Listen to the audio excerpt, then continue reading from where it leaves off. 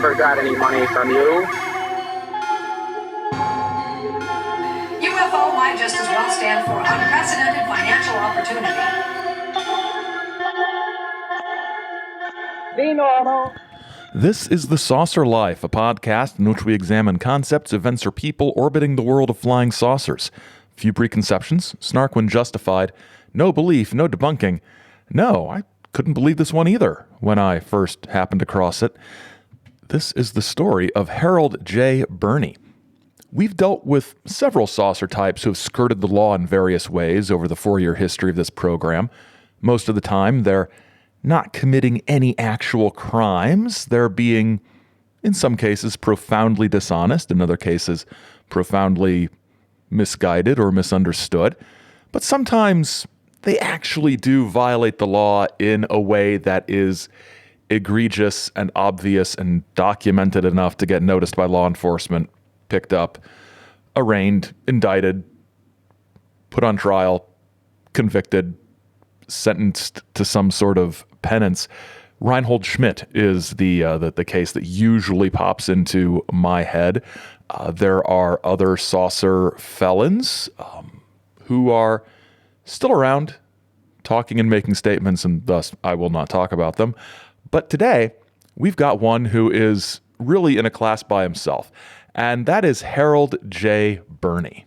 So, like just about every topic on The Saucer Life, I'm not the first one to discuss Harold J. Burney's story on the internet or in books or on podcasts even, but I did want to go about this in a way that was the least likely to, get me accused of copying what other people have done. So there's an article at a site called The Saucers That Time Forgot, and there's a link in the show notes that is very, very good. And they do a great job of presenting the entire story. And I didn't just want to duplicate exactly what they did there or be accused of duplicating exactly what they did there. So what I've decided to do is take the story directly from newspaper and magazine accounts of the time that I could find. Not that Saucers That Time Forgot didn't do that, but they go into a lot of stuff that is interesting, but is their own original research from, much more intensive things than I honestly have time to do. So his early life, his early crimes, a lot of that, a lot of great background on this particular interesting figure is over at The Saucers That Time Forgot. But I decided to sort of reconstruct things from those primary sources, which is what we do here, really, as you know.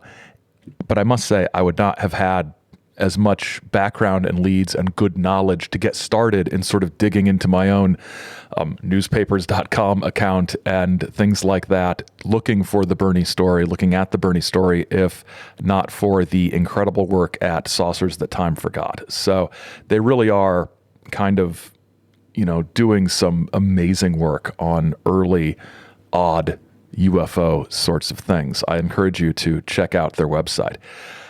So what we're going to be doing is we're going to be looking at the initial newspaper reports about what Burney did, which is basically a scam involving saucers and also a contact story. It's very similar to the sort of thing Reinhold Schmidt did. In fact, there's a lot of overlap, and I kind of wonder if Schmidt might have gotten some of his ideas from Burney. That's a question I'm going to throw out to y'all in the audience as you listen. But we're also going to look at and sort of fill in some of the gaps in this story from later accounts, particularly one supposedly by J. Edgar Hoover of the FBI himself, writing for, I think it was called This Week. It appeared in a lot of newspapers. It was kind of one of these magazine supplements that go out nationwide in local newspapers like Parade, but without that one terrible advice column by that woman with the supposedly super high IQ. So anyway, enough of how I'm going to do this. I think it's best to just go ahead and get started doing it.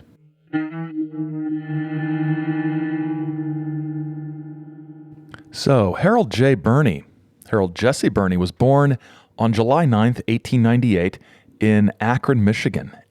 And he spent a lot of his young life in Michigan, moved around as a young adult, got in a lot of trouble, may have violated the Mann Act, which those of you who know what the Mann Act is know that that's transporting people, underage people, across state lines for improper purposes. It's a whole litany of violations and shadiness that make up Harold J. Burney's life before he gets involved in the scam that brought him to the attention of flying saucer people and eventually the FBI, or maybe the other way around, as we'll see.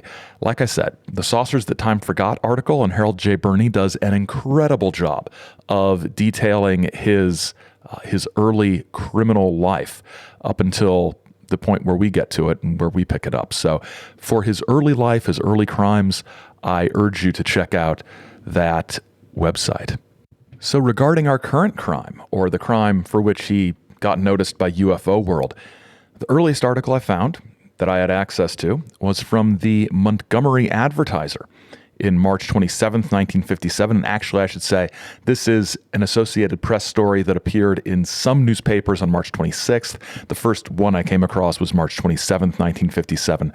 But the AP story was dated March 26th. And as we saw in some other episodes, such as the Levelland case, a lot of times you've got dozens and dozens of nearly identical stories because of wire service reports that get picked up by local newspapers. So the headline for this one in the Montgomery Advertiser, Montgomery, Alabama Advertiser, March 27th, 1957, package from Venus, aided fraud inquiry of visitor. The FBI said today a package from Venus figured in the investigation which led to the arrest in Alabama yesterday of a 58-year-old sign painter accused of operating a space-aged swindle. The man charged is Harold J. Burney, formerly of Washington, where he operated a concern known as Telewand Corporation. According to the FBI, he has a police record dating back to 1917 and has served time in a number of penitentiaries. The AP story goes on to explain that he was picked up in Pritchard, Alabama by federal agents. The photograph had been circulated throughout the entire South because he was charged with, quote, persuading residents of the capital area to invest thousands of dollars in the development of communications with Venus. It then mentions that Burney had written a book, an unpublished book, relating that he had made trips to Venus by flying saucer after making rendezvous with Venusians in Texas. Now, this package he received is very, very interesting. Listen to this. The package from Venus was received by Burney's wife here last November 12th. It purported to come from outer space, but was delivered through regular U.S. Postal Service. The package contained Burney's camera, his billfold, and a wallet containing his identifications and credentials. Also inside was a letter from a Mr. Euselis, reputedly a resident on Venus. The letter informed Mrs. Burney that her husband had recently been on a business trip to that planet and had died there of natural causes. Mrs. Burney turned over the package and letter to local police and FBI agents when they started investigating Burney's activities several weeks ago. Just in case it wasn't clear from the excerpt, Mrs. Burney received a package from Venus with a letter from a Mr. Euselis saying that Burney had died on Venus.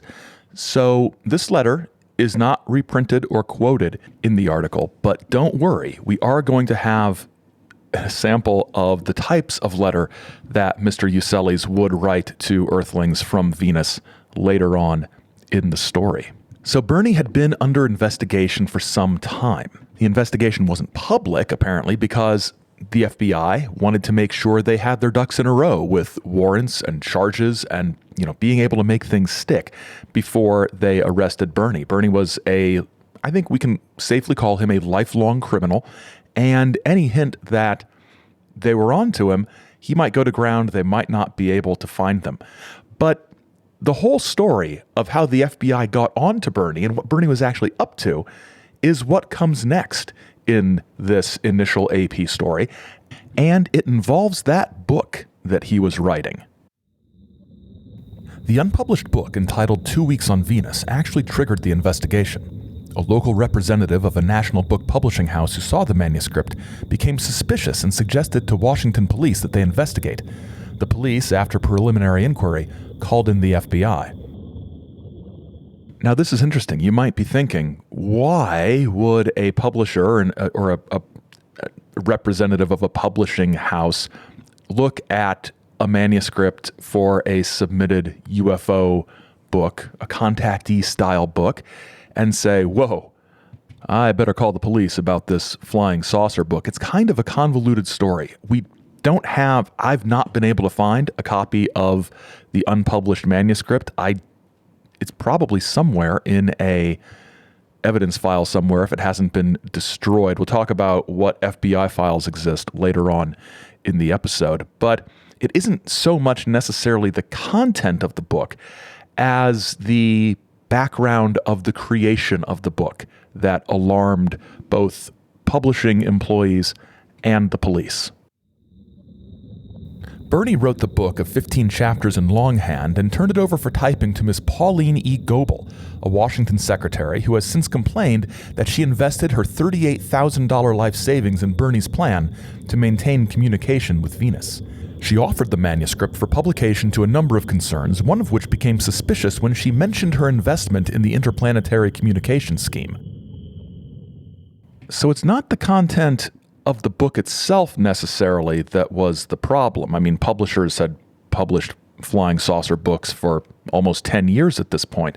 It was the fact that Pauline Goebel had apparently offhand mentioned that to somebody that she had invested her life savings in Burney's plan. Somebody's fraud detectors, scam detectors went off. So as the article closes, it mentions the names of a couple chapters from the book. And I have to say, I'd say this almost every episode. Almost every episode I find something that is my new favorite flying saucer thing. But I don't think that these chapter titles, especially the second one that you're going to hear, are going to be knocked off the top of my favorite UFO things list very soon. The book includes a chapter called Dinner with Wisdom and one titled The World Explodes in My Face. The world explodes in my face. It doesn't get any better than that, folks. It just doesn't. I don't know. Submit your answers on a digital social media postcard for a single contactee book, UFO book, flying saucer book, chapter title that is more intriguing or strange than The World Explodes in My Face. Now, I've got to say, Dinner with Wisdom sounds like if you were to take the statistical mean of contactee chapter book titles, it's sort of, I think, I'm not going to run across the studio to grab it, but there is a chapter in George Adamski's book where he's inside the spaceships, where I think it's called Dinner with the Master or something like that. So that might be clearly a lift from that, but Dinner with Wisdom sounds very contactee-ish, but The World Explodes in My Face doesn't sound good. So that's the initial public version of the story presented through the press. We've got this man, Harold J. Burney, who has been arrested because he may have defrauded a woman out of some money with a fake flying saucer book. And there's a letter that said he died on Venus, but apparently he didn't because the FBI arrested him. Now, like I said earlier, that was a wire service story. They were very similar, they weren't similar. They were identical, maybe edited in different ways, condensed sometimes, the full versions in other newspapers. But across the country, you get basically the same story. But also in the Montgomery Advertiser, April 2nd, 1957, not too long later, maybe about a week later, we've got an article headlined Spaceman. And this is a locally written story for the Montgomery, Alabama Advertiser, which goes into a little more detail and is very sort of well written. I like this. So let's take a listen to this because I think it is valuable. And it gives a perspective that isn't like the wire service stories, because wire service stories are very sort of factual, not a lot of jokes. But The World Explodes in My Face, they did slip that in. When man has explored all there is to explore in the solar system, we hope the record books will record the part Alabama played. And we aren't talking about Redstone Arsenal at Huntsville. A few days ago, the FBI arrested a man in Pritchard, Alabama, who is the first citizen of whom we have any knowledge to claim to have visited outer space. Harold J Burney is the name, and he has written a book about his experiences going to and living on Venus. Burney says in his book that he was picked up by a flying saucer in Texas. Where else? There was a big red ball suspended in midair from the saucer, and a few frozen bodies lying around, casual-like. The saucer, however, was a short-range model. Somewhere out there, Burney and his creepy friends changed to a building the size of the Pentagon and went the rest of the way in it. On Venus, Burney says, he died. Of supernatural causes, probably. But in the custom of Venus, he was reincarnated, in which state he observed the science and culture of the planet. Meanwhile, back in the States, a Harold J. Burney was serving time for selling watered stocks in Michigan, 8 years for violating postal regulations in West Virginia, 5 years in Clearwater, Florida, and other things. Probably just a coincidence. But the FBI thinks the Venus tourist and the con man are one and the same. They arrested him for bilking a Washington woman and a Rehoboth, Delaware man out of $58,000 to invest in a plan to establish communications between the Earth and Venus. He had, he said, been commissioned for the interplanetary work by officials on Venus. So though future historians may discount the role of Burney in space exploration, he is a claimant and must be dealt with.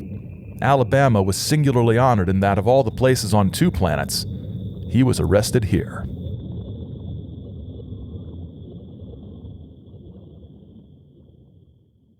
So the book existed. The book was written, we know that, but where is the book? Here I rely on the work that the Saucers That Time Forgot folks did, and the FBI possesses the only copy of 2 Weeks on Venus. It was quoted in newspaper reports, as we've seen, and they've filed Freedom of Information requests for Burney's materials and the copy of the book and everything, and they are still waiting. As of at least what I know right now, they are still waiting. So they said they will update visitors to their site when they get a copy, and once I'm able to get a copy, you will be guaranteed of a Saucer Life investigation or analysis or gentle mocking of 2 Weeks on Venus. The April 15th edition of Time magazine in 1957 also picked up on the story and provided some extra details of how this scam went down. It begins like this. It was a happy day for Harold Jesse Burney when he ran into Pauline Goebel in Washington, D.C. 6 years ago. Happy for Pauline, too. Burney told the fascinated Miss Goebel that he was a manufacturer of TV antennas and was about to embark upon the production of a revolutionary device called the modulator. Wide-eyed, Pauline listened to Harold's story, and a real whopper it was. Harold had been in touch with officials of the planet Venus. Matter of fact, he had visited Venus in a flying saucer, and after 2 wonderful visits with his Venusian hosts, had won the honor of presiding over the earthly development of the modulator, which would collect energy, much more powerful than atomic power, from the atmosphere. So we're getting some more details here, and it's a little different from what had been reported before, isn't it? We don't just have Venusian technology to communicate with Venus. This modulator is something that could be used to gather energy, to be a new energy source, and potentially a weapon, which is why the government gets involved. And one thing that's going to become clear is that Burney consistently implies to Pauline Goebel and other investors that we will meet that he is working not only with a major corporation, which we eventually learn he claimed was Westinghouse, but also with the American government, because not only of the energy production potential of the modulator, but its potential use as a weapon. So Pauline invests $38,000, and stand by, I'm going to see how much that is in today's money.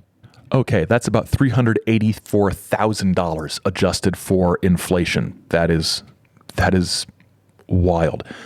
So, she's not just giving Burney money, she is now working with him and helping round up other investors. And the other major investor was a man named Delaware. It was mentioned in that last Alabama article we looked at. And his name, and this is a great name, Pleasant McCarty. Pleasant McCarty, who kicks in $20,000. And at this point, in the mid-1950s, we're still a little ways away from the arrest, or quote, the present in our story, Pauline starts typing up the handwritten manuscript of 2 Weeks on Venus. And then things start to unravel a little bit in late 1956.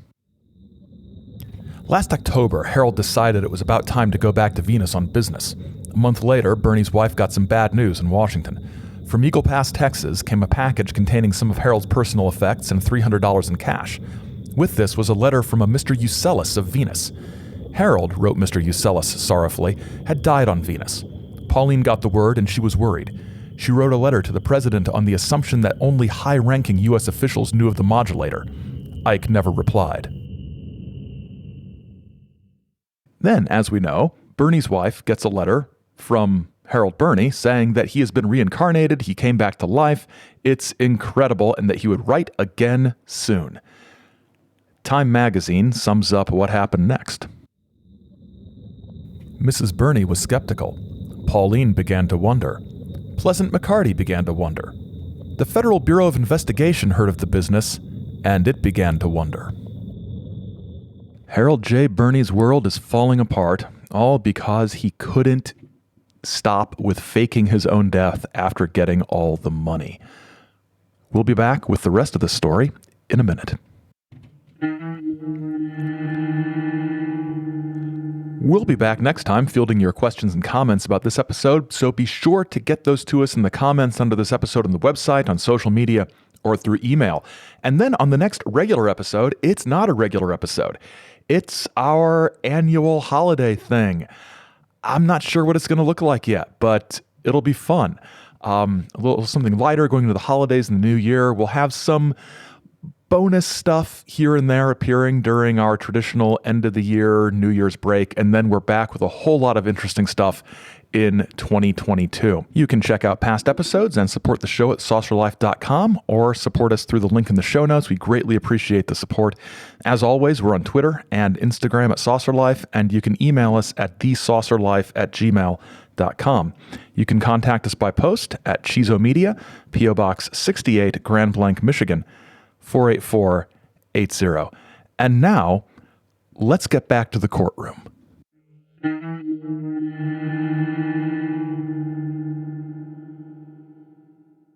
In May 1958, space traveler, as he's described in one headline, Harold J. Burney, is indicted for his alleged crimes in bilking Pauline Goebel out of an amount of $12,500. Now, we know that's not the entire amount she gave, but as we're going to see, there's what you can prove in court and what you can't. And one of the interesting things about this AP story about the indictment is that we do get some additional details about the story that Burney was telling to Goebel and to others to help support his claims and persuade them to invest in his modulator.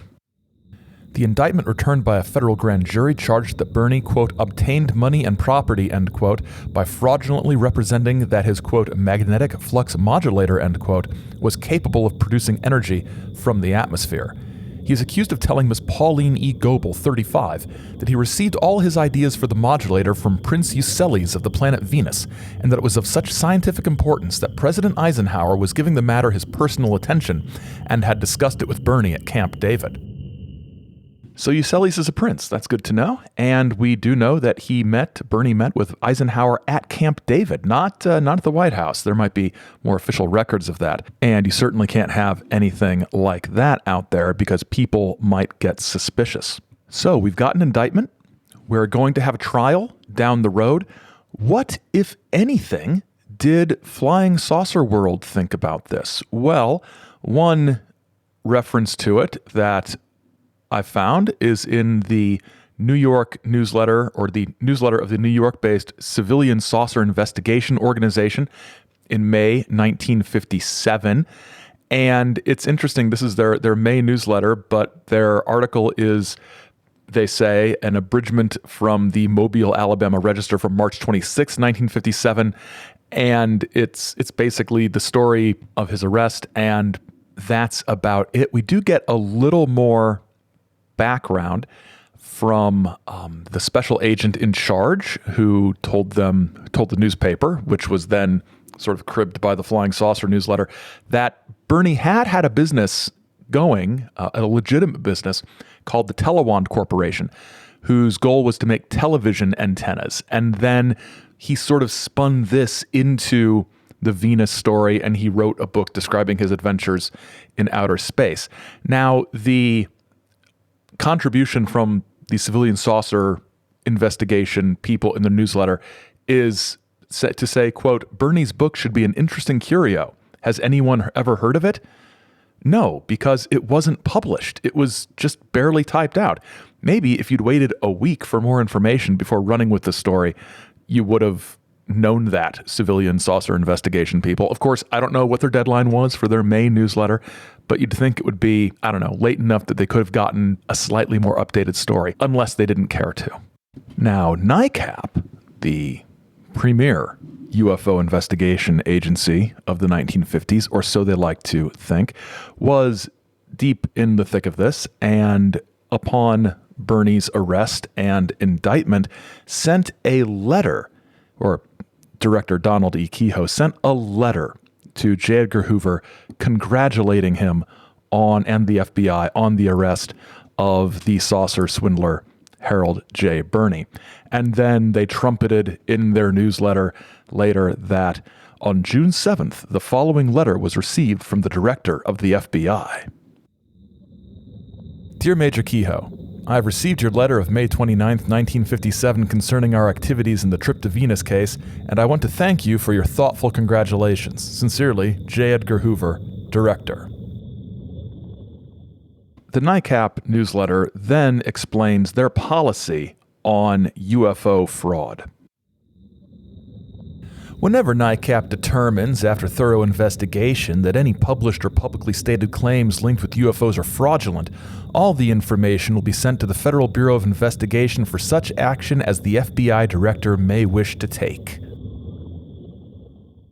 What a bunch of narcs. So here's the thing. Burney's case, yes, we have to acknowledge Burney's case, Reinhold Schmidt, they were using a UFO story to commit actual crimes involving interstate commerce and fraud and fraudulent securities and all sorts of actual things that a jury and a prosecutor would look at and say, yep, that is a clear violation of U.S. code, whatever. That's not what NICAP is actually saying here, though, is it? Any published or publicly stated claims linked with UFOs that are fraudulent. Are they saying that if they determined somebody was telling a fib about a flying saucer story, that they were going to call the FBI? I think that's what they're saying. And if you look at FBI records from various flying saucer individuals, especially contactees, what you notice is at some point you will probably find a letter from Donald Kehoe or his assistant secretary, whatever he was, Richard Hall, saying, I think you should look at this, Director Hoover, because I don't think this is a very true story about flying saucers as opposed to what we do at NICAP, which is completely within the bounds of the law. And God bless America and God bless you, Director Hoover. It's really, bootlicking nonsense. Anyway, the NICAP newsletter goes on to explain why they paid so much attention to the Burney story. The Trip to Venus story has been given in full detail for two reasons. One, it is a reminder to all serious researchers to search for facts before accepting any flying saucer stories. Two, it pinpoints the need for at least equal publicity on genuine, verified UFO reports. Too often, bona fide reports never see print or are treated tongue-in-cheek. Changing this approach will require patience and hard work by NICAP, and we shall need the help and support of every member. NICAP's approach here, as illustrated by the Burney case, isn't about the law. It isn't about protecting the victims of crime. It's about protecting the integrity of the concept of UFO reports and UFO investigations as something that is a serious, scientific, legitimate business. This is Well, this is about what I expected from a UFO organization, but NICAP's sort of focus on rooting out and running out of the field anybody they thought wasn't sufficiently serious it just kind of makes me sort of roll my eyes and think about how much effort why not just ignore the contactees? Why sort of say, hey, we've got this system where if anybody's telling any lies, we call the FBI. Who cares? Why don't you concentrate on proving UFOs or spacecraft from outer space and getting Congress to initiate investigations and hearings and all of that. Oh, wait, you did that. It didn't work, did it? People still don't believe your take on the flying saucers after 1970 or whatever. I don't know. NICAP bugs me, as you might be able to tell. And we're probably going to be doing a full-on NICAP episode sometime in 2022.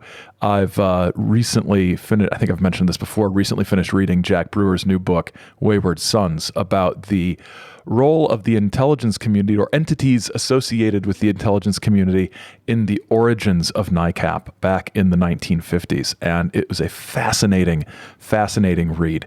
And I think that it's high time for a NICAP episode, I believe. But let's get back to Burney now that we've sort of smeared NICAP and I've complained about Donald Kehoe, which I do at every opportunity. By the fall of 1957, Burney's fate had been decided. In October, Burney pled guilty to fraud by wire and false pretenses, and he faced a maximum of 8 years in prison and a $1,000 fine. An AP report appearing in the Battle Creek Inquirer on November 4th, 1957, reports that Burney was quoted as saying he had inspected a spaceship which had landed in Texas and had flown in the ship to Venus with Prince Eucellus of Venus with a stopover on the moon. While on Venus, he reportedly said he had learned to make the power plant. That was a quote from the AP story. So in December, Burney is sentenced from, quote, 20 months to 5 years in prison. So sort of a variable sentence depending on behavior and things like that. In the end, he pled guilty to 2 counts.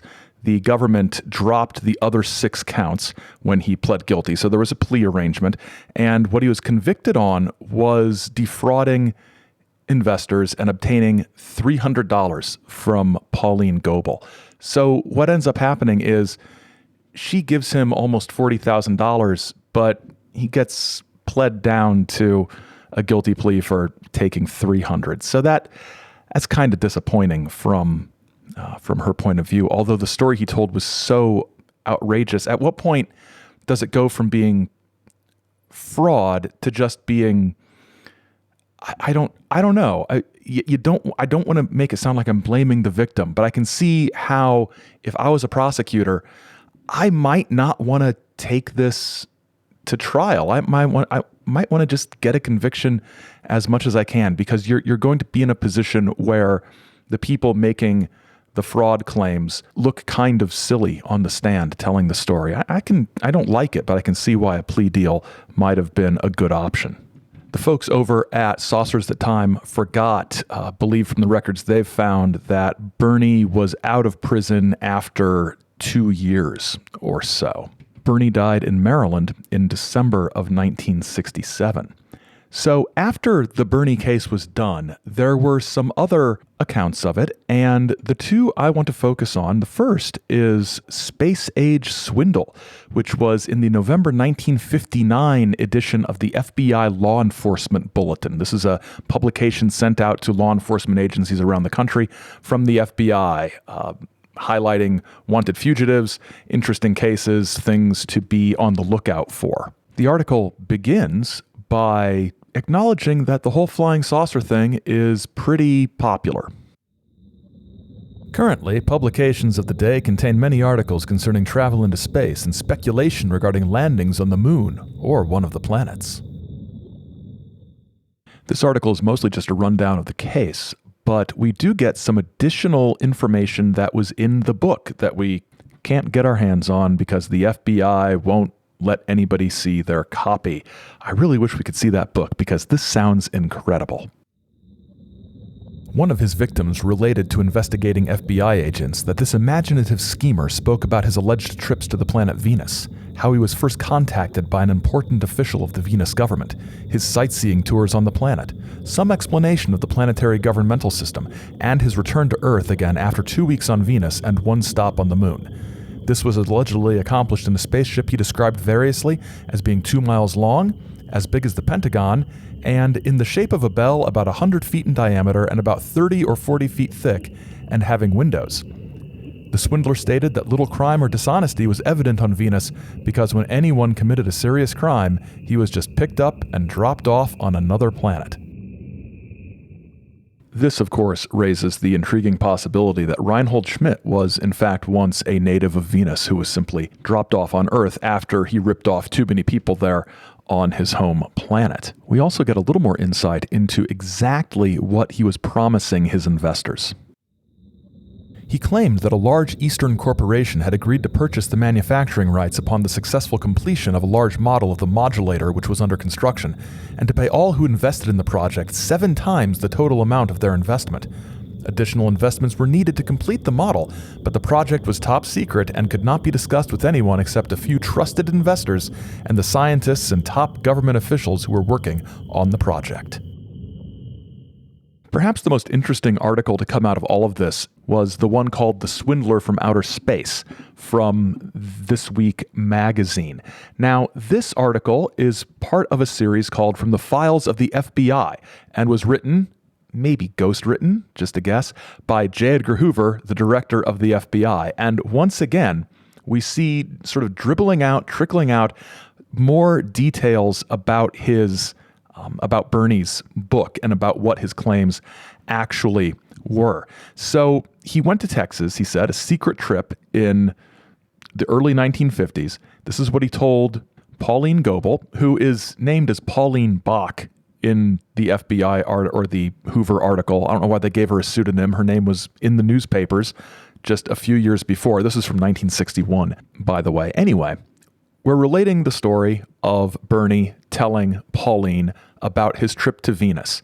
And he enters a flying saucer in Texas, and he hears a voice. Inside the saucer, I heard a voice. The voice said I'd been chosen as the representative on Earth for the planet Venus. After a brief conversation, the voice became a visible blue glow, and the blue glow suddenly changed into the form of a human being. He identified himself as Prince Euseles. The prince said that his planet wished to create a bond of friendship with the United States, and Venus had chosen me as a go-between. Euseles promised to give his planet's technological formulas to the United States on condition they were kept secret. At this point, 2 very high officials of our government, I am not at liberty to tell you their names, stepped forward and gave our country's word that Euseles' every wish would be respected. The way the story works, there seems to be some heavy overtones of Frank Strange's Val Thor Stranger at the Pentagon story, where the advanced being comes down and offers to do a deal with the United States. And what I would love to have known is what books or speakers or whatever was Burney paying attention to when he crafted this story. This article by Hoover also gives us some insight into the letters that Pauline received from Prince Euseles. They didn't come through the mail. They arrived mysteriously on her desk. This is after Burney was supposedly dead. The first letter that Pauline received ignored the fact that Burney had, been declared dead and said that Burney actually, he just needs money very much. Quote, I will be able to give him $500, which will tide his small bills, but he will need about $3,000 for the others. This is what Prince Euseles wrote to Pauline. I'm Prince Euseles of Venus. Mr. Burney is here on Venus with us. He needs about $3,000. And then 5 months later, she gets a letter postmarked from San Antonio, again from Prince Euseles, own hand, supposedly, this time requesting $4,500, and said that this time we do give an update. Burney is receiving treatment on Venus. And then she gets a third letter postmarked at Mineral Wells, Texas on October 3rd. Says, quote, our most worthy friend has now passed through a complete process of regeneration, and he'd be back to Earth soon. He would be coming in and landing in Dallas. So it's an amazing story, and this is pretty much the end of the story. But I'm just tickled by the fact that this Burney guy was such a good con artist that he got away with this for so long and was able to get off with a relative slap on the wrist, and honestly, kept a lot of money, or had a lot of money, spent a lot of money, other people's money, before anybody thought that this might be a strange thing. Now, as this episode is going out, it's the holiday season, which is a time when scams run rampant. And so, as you reflect on the story of Harold J. Burney and Pauline Goebel and Pleasant McCarty, who was also in for 20 grand or so, just remember, the next time somebody tells you they've got plans for a special device that is being manufactured, but they need your money to make it happen, and then you'll all be fantabulously wealthy, I don't know. I don't know. Don't do it. Just don't do it. That's my holiday season public service announcement. Don't do it. It might not be real. And in closing, UFO might just as well stand for unprecedented financial opportunity.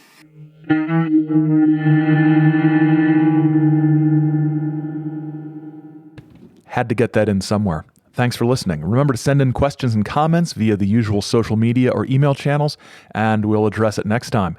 Our associate producer is Simpson J. Hanover III, and The Saucer Life is a production of Chizo Media, LLC. Chizo Media, our heart is with the people. Till next time, the world explodes in my face.